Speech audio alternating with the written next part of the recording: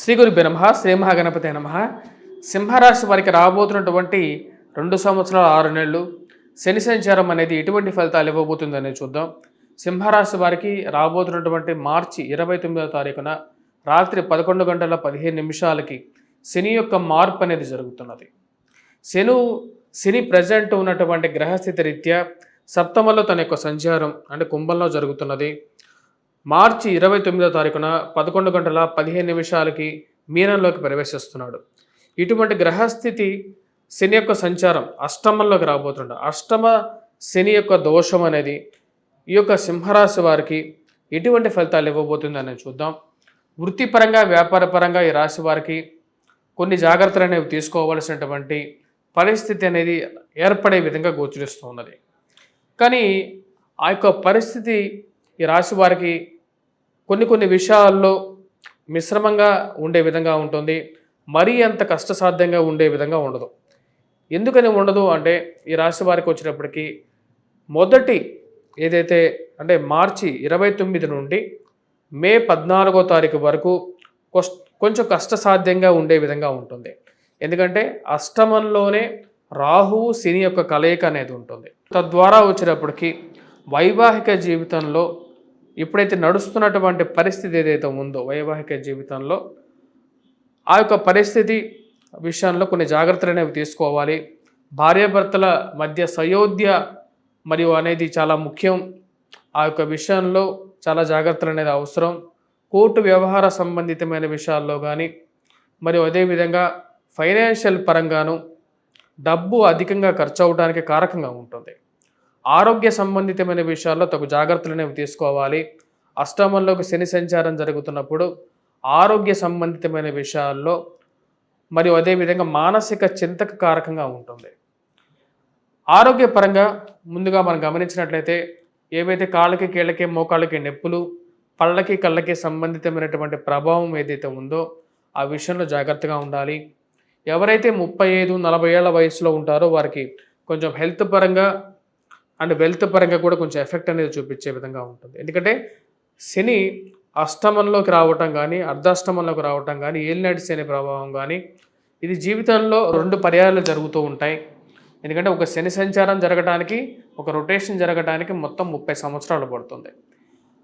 మనిషి 60 సంవత్సరాల వయసులో తన యొక్క జీవితంలో మ్యాక్సిమం 2 సార్లే చూడగలుగుతారు తన యొక్క శని అర్ధాష్టమం కానీ అష్టమం కానీ ఏలినాటి శని ప్రభావం కానీ. ఈ రాశి వారికి అష్టమంలోకి శని సంచారం జరిగినప్పుడు ముఖ్యంగా జీవిత భాగస్వామి ఆరోగ్యంతో పాటు కాళ్ళకి కీళ్ళకి మోకాళ్ళకి నొప్పులు రావటం కానీ ఆస్టియోఫోరోసిస్ లాంటి పరిస్థితులు ఏర్పడడం, హృదయ సంబంధితమైనటువంటి బాధలు అంటే హార్ట్ రిలేటెడ్ ఇష్యూస్ ఏవైతే ఉన్నాయో అంతర్లీనంగా ఉన్నటువంటి వ్యాధులు ఏవైతే ఉన్నాయో అంటే ఆల్రెడీ మీకు తెలియకుండా మీ లోపలే పెరుగుతున్నటువంటి ఏవైతే వ్యాధులు ఉన్నాయో అవన్నీ బయటకు పడటం అనేది జరుగుతూ ఉంటుంది. మరి అదేవిధంగా 30-40 ఏళ్ల వయసులో ఉన్నటువంటి వారికి ఎవరైతే ఉన్నారో శని యొక్క స్థితిని బట్టేసేసి జుట్టు రాలిపోవటం అనేది జరుగుతూ ఉంటుంది. కళ్ళకి స్పెట్స్ రావటం అనేది జరగటం, ప్రయాణ సంబంధితమైన విషయాల్లో సెల్ఫ్ డ్రైవింగ్ విషయాల్లో కొన్ని జాగ్రత్తలు అనేది అవసరం. యాక్సిడెంట్స్ కానీ లేకపోతే మేజర్ సర్జరీస్ జరగటానికి కానీ అన్నిటికీ మూరకంగా వచ్చినప్పటికీ అష్టమంలో శని సంచారం అనేది ఉంటుంది. సో ఇక కర్కాటక రాశి వారికి కొంచెం బెటర్ అడ్వాంటేజ్ కూడా ఉందన్నమాట. అష్టమంలోకి శని ప్రభావం ఉన్నప్పటికీ గురువు మంచి స్థానాల్లోకి వస్తున్నాడు అన్నమాట. సైమల్టేనియస్గా గురువు మంచి స్థానంలోకి వచ్చినప్పుడు కొంచెం బ్యాలెన్సింగ్గా పోవడానికి మొదటి 1 ఇయర్ ఏదైతే ఉందో మే 14వ తారీఖు నుంచి గురువు లాభస్థానాల్లోకి వస్తున్నాడు కాబట్టి అక్కడి నుంచి 1 ఇయర్ పాటు అంటే 2026 మే 14వ తారీఖు వరకు గురువు అక్కడే ఉంటాడు అన్నమాట. కాబట్టి ఆ సమయంలో కొంచెం రికవరీ మోడ్లో అంటే ఫైనాన్షియల్గా కొంచెం ప్రభావం ఉన్నప్పటికీ ఆ ప్రభావం నుంచి బయటకు రాగలిగినటువంటి శక్తిని కూడా మధ్యలో ఇస్తూ ఉంటాడు. కానీ మానసికమైనటువంటి బాధ అనేది కొంచెం వ్యాపించడానికి ఎక్కువ కారకంగా ఉంటుంది. అది ఇరుగు పొరుగు సఖ్యత విషయంలో ఎవరిని నమ్మాలి ఎవరిని నమ్మకూడదు అనేటువంటి పరిస్థితిని క్రియేట్ చేస్తాడు. వైవాహిక జీవితంలో ఎక్కువగా జాగ్రత్తలు అనేవి తీసుకోవాల్సినటువంటి పరిస్థితి. ఎందుకంటే ఈ రాశి వారికి మే 14వ తారీఖున రాహువు సప్తమంలోకి వస్తున్నాడు అన్నమాట. అది వైవాహిక జీవితంలోనూ మరియు అదేవిధంగా స్త్రీలకు ముఖ్యంగా మామలతోనూ లేకపోతే బంధువర్గంతోనూ ప్రభావాన్ని చూపించే విధంగా వివాహ విషయంలో కొన్ని చిన్న కలతలు క్రియేట్ చేసే విధంగా కూడా ఉంటాడు కాబట్టి ఆ విషయాన్ని గమనించాల్సినటువంటి ముఖ్యమైనటువంటి సూచన. ఈ రాశి వారికి ముఖ్యంగా ప్రొఫెషన్స్ పరంగా ఎవరి మీద ఎక్కువగా ఎఫెక్ట్ చేస్తాడు అనేది మనం చూద్దాం. టీచింగ్ ప్రొఫెషన్‌లో ఉండేటువంటి వారి మీద కొంచెం తక్కువ ఎఫెక్ట్ అనేది ఉంటుంది. విద్యార్థుల మీద కూడా కొంచెం ప్రభావం అనేది తక్కువగా ఉంటుంది. కానీ బుద్ధి భ్రమణ అనేది ఉంటుందన్నమాట. బుద్ధి భ్రమణ అంటే ఏంటంటే, మానసికంగా మనం ఉండేటువంటి స్థితిని మమ్మల్ని రాంగ్ డైరెక్షన్‌లోకి తీసుకెళ్ళటం, దుష్ట స్నేహితులు, దుష్ట మనస్తత్వం కలిగినటువంటి వారిని పరిచయం చేస్తాడు తీసుకెళ్ళి. వారు మనల్ని అనవసరమైన చోట ఇన్వెస్ట్‌మెంట్ చేయమని చెప్పి ప్రోద్బలాన్ని ఇవ్వటం అనేది జరగటం. అక్కడ డబ్బులు మన రూ. 10 పెట్టడం, ఆ రూ. 10 రికవరీ విషయంలో కొద్దిగా కష్టాలు పడడం గానీ, ఇలాంటివి రావాల్సినటువంటి డబ్బు సమయానికి రాకుండా, మరియు అదేవిధంగా వృద్ధ అంటే ఎక్కువ సమయమైనటువంటి వారి అంటే ఎక్కువ ఏజ్ ఉన్నటువంటి వారి మీద కూడా దీని యొక్క ప్రభావం అనేది చూపిస్తాడు. హెల్త్ మీద కూడా కొన్ని ఎక్కువగా చూపించే విధంగా ఉంటుంది. ఈ రాశి వారికి శని యొక్క సంచారం మెయిన్‌గా ప్రొఫెషనల్ పరంగా మనం చూసుకుంటే మైనింగ్ సెక్టార్‌లో ఉండేటువంటి వారు, క్రూడ్ ఆయిల్స్ రంగంలో ఉండేటువంటి వారు, వాచ్‌మెన్స్, అదేవిధంగా మున్సిపాలిటీ డిపార్ట్మెంట్స్‌లో పనిచేస్తున్నటువంటి వారు, ఇంజినీరింగ్ స్పెషల్‌గా సివిల్ ఇంజినీరింగ్ కన్‌స్ట్రక్షన్‌లో ఉండేటువంటి వారు కానీ, రోడ్ బిజినెస్ చేస్తున్నటువంటి వారు కానీ, వీరందరి మీద కూడా ఎక్కువ ప్రభావం అనేది ఉంటుంది. ముఠా మేస్త్రులు కానీ, లేకుండా ఉంటే వాచ్‌మెన్స్ కానీ, ప్లంబర్స్, ఎలక్ట్రీషియన్స్, ఎలక్ట్రికల్ బిజినెస్ చేస్తున్నటువంటి వారు, స్టీల్ బిజినెస్ చేస్తున్నటువంటి వారు, క్రూడ్ ఆయిల్ బిజినెస్ చేస్తున్నటువంటి వారు, తారు ఏదైతే ఉందో తారు లూబ్రికెంట్స్ కానీ, లేకుండా ఉంటే లూబ్రికెంట్ ఆయిల్స్ బిజినెస్ చేస్తున్నటువంటి వారి మీద ఈ యొక్క బిజినెస్ల మీద ఎక్కువగా ప్రభావం అనేది ఉంటుంది.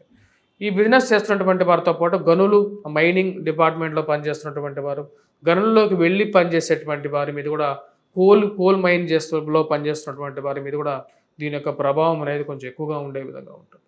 ఇక బిజినెస్‌లో చేస్తున్నటువంటి వారు కొన్ని జాగ్రత్త తీసుకోవాలి. మీరెప్పుడు మీ యొక్క ఛాన్స్‌ని వేరే వాళ్ళకి ఇవ్వద్దు. అదేవిధంగా మీ కుటుంబ సంబంధ బాంధవ్యాలను మెరుగుపరుచుకోవడానికి ఎక్కువగా ప్రయత్నం చేయాల్సినటువంటి ముఖ్యమైనటువంటి సూచనగా చెప్పడం జరుగుతుంది. మరి ఈ రాశిలో ఉన్నటువంటి వారు ఎటువంటి పరిహారాలు చేసుకోవాలి అనేది కూడా మనం ఫైనల్‌గా చూద్దాం. ముఖ్యంగా హెల్త్ పరంగా కూడా ఎటువంటి పరిహారాలు చేసుకోవాలి అనేది చూసినప్పుడు వెంకటేశ్వర స్వామి దేవాలయ దర్శనం, శనివారం నాన్ వెజ్ డ్రింక్స్‌కి దూరంగా ఉండాలి. ఆ యొక్క విషయాన్ని గుర్తుపెట్టుకోండి. మరియు అదేవిధంగా ఏదైనా సరే ఆశించి భంగపడటానికి దూరంగా ఉండడానికి ఎక్కువగా ప్రయత్నం చేయండి. ఎక్కువగా ఆశ పెట్టుకున్నప్పుడే ఆశ మనకు దక్కనప్పుడే మీకు మానసికంగా బాధించే విధంగా ఉంటుంది.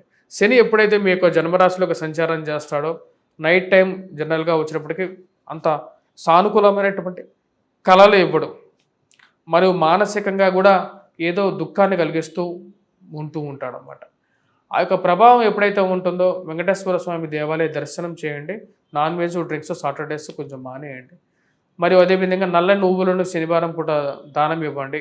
2 సంవత్సరాలు ఈ బాధ కొంచెం ఎక్కువగా ఉంటుంది అనే ఫీల్ అయితే మటుకు కంపల్సరీగా మీరు బ్లాక్ సాఫైర్ మధ్య వేలికి పెట్టుకోండి. Black sapphire 5 carats or 7 carats కూడా పెట్టుకోవచ్చు. దాన్ని సిల్వర్‌లో తయారు చేయించి పెట్టుకోండి శనివారం పూట. ఇది మీకు అనుకూలమైనటువంటి ఫలితాలు ఇవ్వగలుగుతుంది.